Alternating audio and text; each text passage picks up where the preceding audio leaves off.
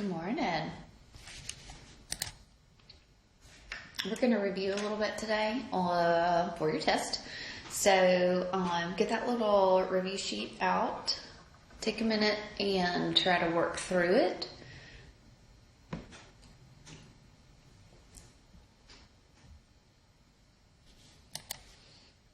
Okay.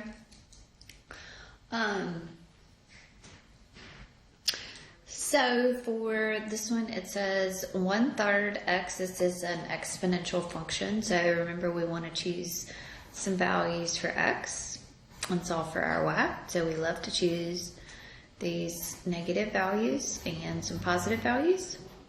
Okay. So if I plug in a -2, that's going to flip the fraction. So it's going to become 30/1. So it's going to be a 9. Then this will be a 3. And a 1. A 1 would be a 1/3, and then a 2 would be a 1/9. Okay, so at -2, we're going to be at 1, 2, 3, 4, 5, 6, 7, 8, 9. Be up here. At -1, we'll be at 3, 1, 2, 3. 1, 1/3, and a 1/9. So this graph is going to decrease, right? Sorry, I couldn't connect my dots there. But my domain is -infinity to infinity. I can plug in any value I want to. My range is going to be all positive values, 0 to infinity. It doesn't have any x-intercept, but it does have a y-intercept at 0, 1. It has an asymptote at y equals 0 here. The x-axis. It's decreasing across the entire domain, -infinity to infinity. So as x approaches infinity, f of x is going to approach 0. As x approaches -infinity, f of x is going to approach positive infinity. So if you wanted to graph log base 1/3 of x, what are we going to do here? They're inverses of each other, so we switch the numbers. So it's going to be 9, 3, 1, 1/3, and 1/9. So remember, your x values become your y values over here. Your y values become your x values. They're inverses of each other. So this will be a -2, a -1, a 0, a 1, and a 2. So at 9,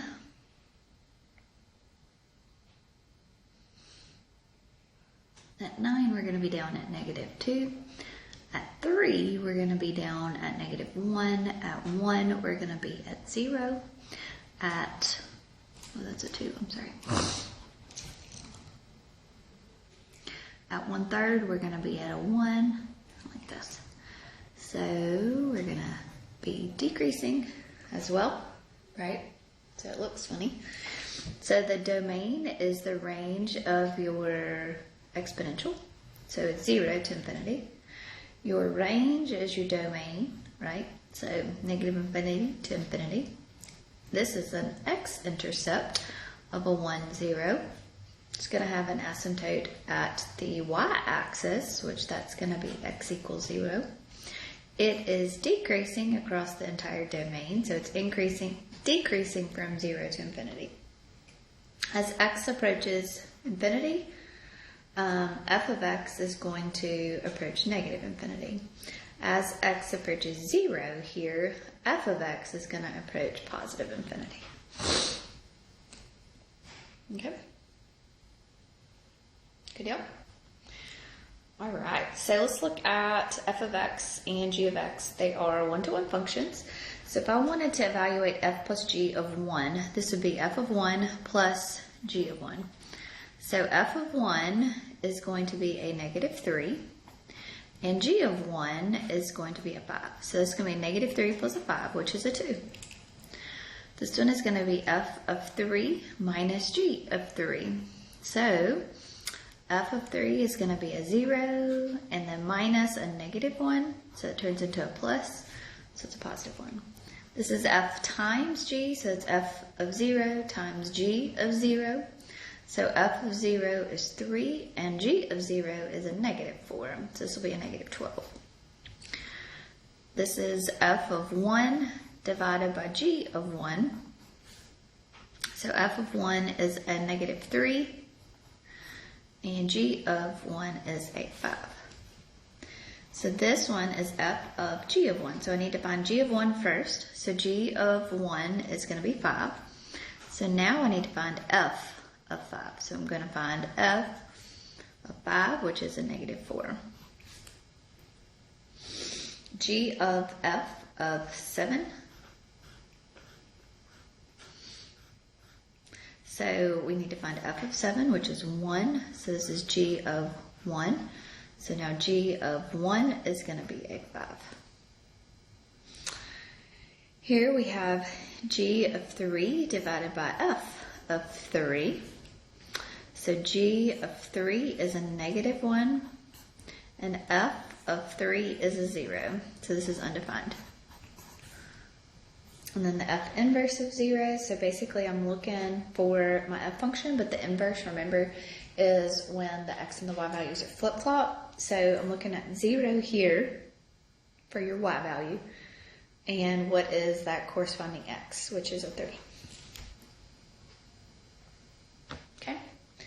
Use compositions to determine if these are factors. So, or these are inverses of each other. So that means we're plugging f of g of x inside there. So into your f function, you're going to plug your g function.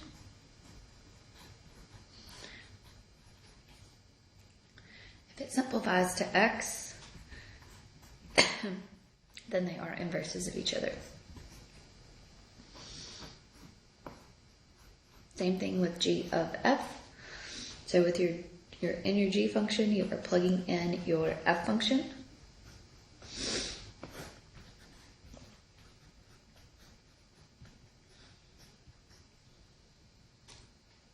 Good job. Okay. So let's look at f of x here. F of x, and we want to define the inverse here. So we can plug in x values. What are we going to plug in for our x? All values greater than 3. So 3, our y value is a 0. Okay, or all values. Yep. If I plug in a 4, we'll get a 1. Square root of 1 is 1. 5, 6, 7, 7. So let's plug in a 7. So 7 minus a 3 gives me a 4, so it's going to give me a 2.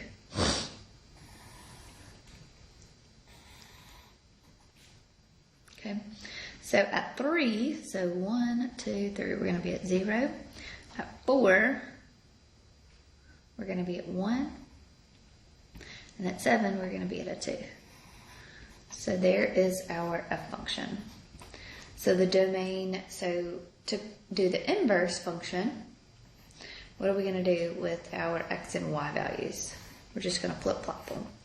So this is going to be 0, 1, and 2, 3, 4, 7. So at 0, we're going to be up at 3, 1, 2, 3. At 1, we're going to be up at 4. And at 2, we're going to be up at 7.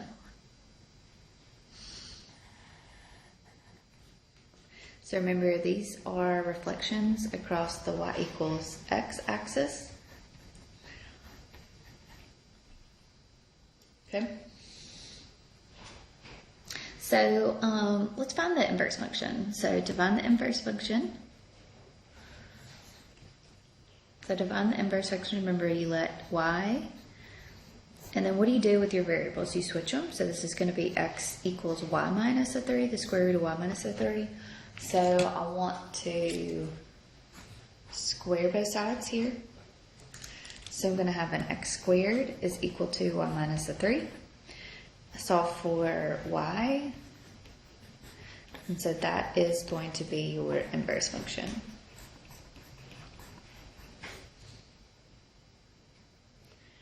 Okay. So the domain of your f function is all values greater than 3. And then your range is going to be all values from 0 to infinity, all positive. Okay, So the domain of your inverse function is just going to be the range of your regular function. So it's going to be 0 to infinity. And then your range here is going to be from 3 to infinity. See how those flip-flop each other?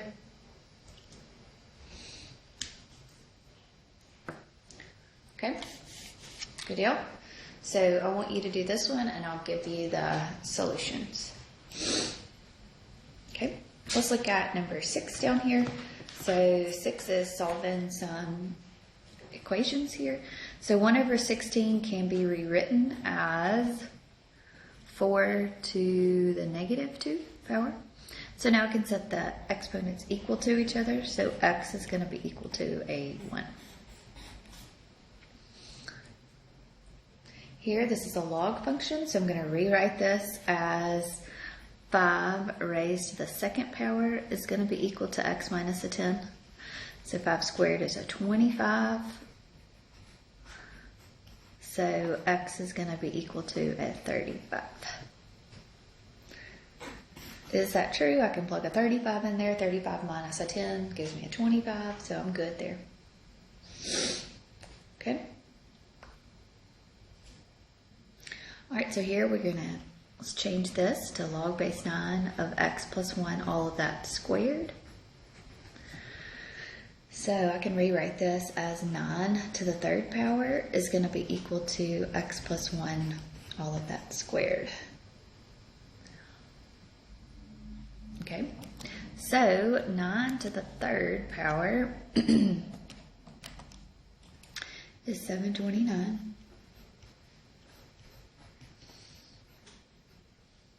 Okay, so you can take the square root of both sides here. So that'll be a what? 9, well, square root.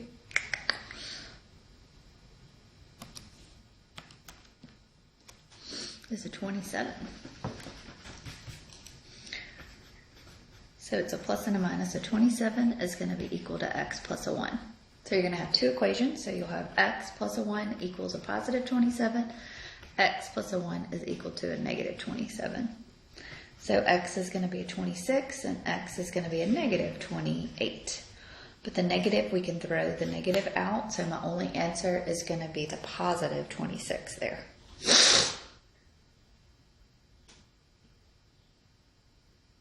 Okay.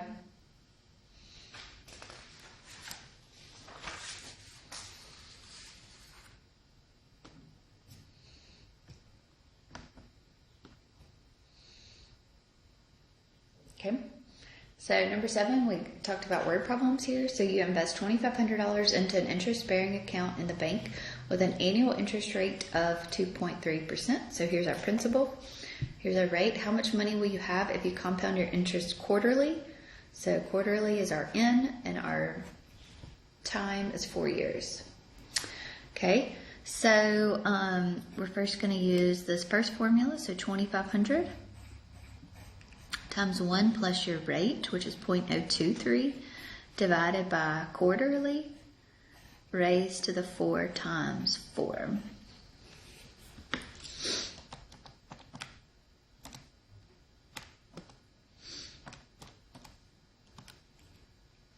So this will be 2,500 times 1.00575 raised to the 16th power.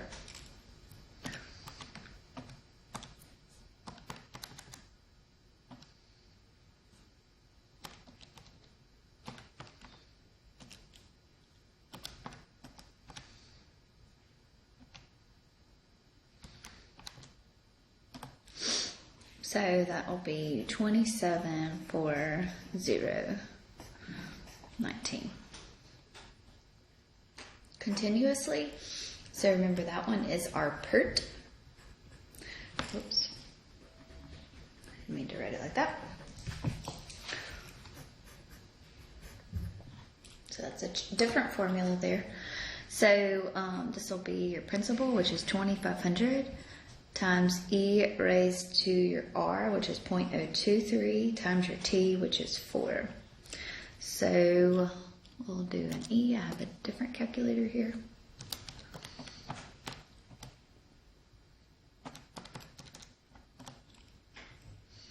So it'll be 274091. So not much difference there.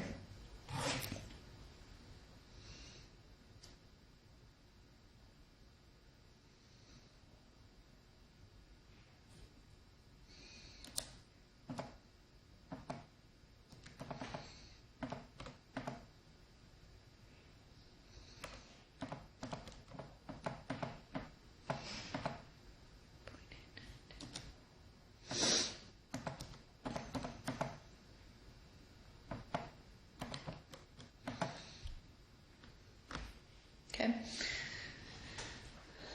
so barely is one better than the other. Okay, all right, so the function a equals 82.3 e to the negative 0.004t models the population of Germany, a in millions, t years after 2002. All right. So, what is the population in Germany in 2010? So that would be your t equals 0. So, the population is going to be 82.3, and that's going to be e basically raised to the 0 power, so it's going to be 82.3 million. Is the population of Germany increasing or is it decreasing? So this is a negative right here, so that means that it's going to be decreasing. In which year will the population of Germany will be 79.1 million? Okay, so that'll be 79.1 is going to be equal to 82.3 e to the negative 0.004 t. So I'll divide 79.1. So I'm solving for the exponent. So we have to do a little bit of logs and natural logs.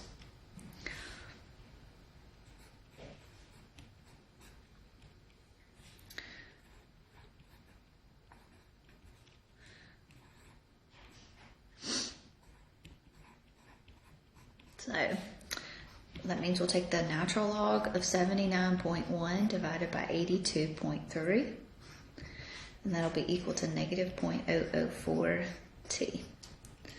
So I'll take the natural log of 79.1 divided by 82.3, and I'll divide that value by 0.004. So in about 9.915 years.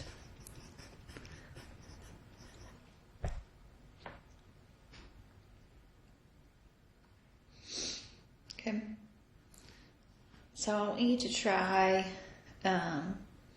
these last two. So take a minute and finish those.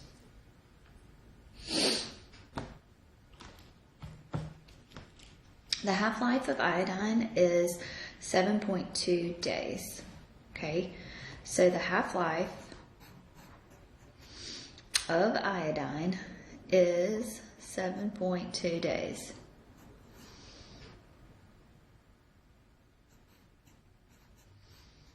Determine how long it will take for a sample of the substance to decay to 30% of its original amount. So that would be 0.30. That's what I'm looking for. And I want to look for it. So I need to find my K, but I'm solving for my time here. So I've got two formulas here. So I'm going to have a half-life of iodine, so it's going to be equal to 7.2, your K, so I can find my K there. So I'll take natural log of 1/2 is going to be equal to 7.2 times K. So I'm going to divide. So my K is going to be ln of 1/2 divided by 7.2. Okay, and so that's what's going to go right here. So you can plug it in your calculator and you can get a decimal. So it'll be a ln of 1/2. I'm going to move all this. So it'll be ln of 1/2, I'll call it 0.5, divided by 7.2 t. So the same thing's going to happen here. So I'm going to have 0.30. It's going to be equal to all that, e ln of 0.5 divided by 7.2 t. So this will be ln of 0.30 is going to be equal to ln of 0.5 divided by that 7.2t. So we'll have ln of 0.30 divided by ln of 0.5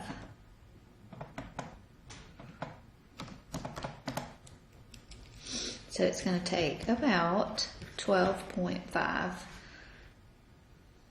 days.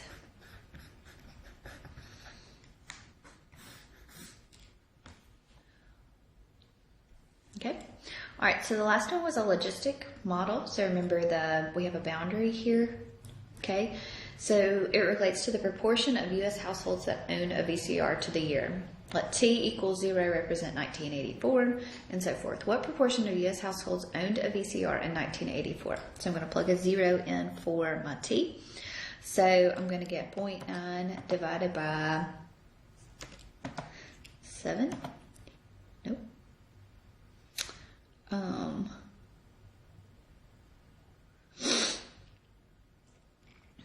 So I'm going to let T equal 0 here. So it's going to be P of 0, which is 0.9 divided by 1 plus 6. Oops, I'm sorry. So 1 plus a 6 there. So that'll be basically 12.857%.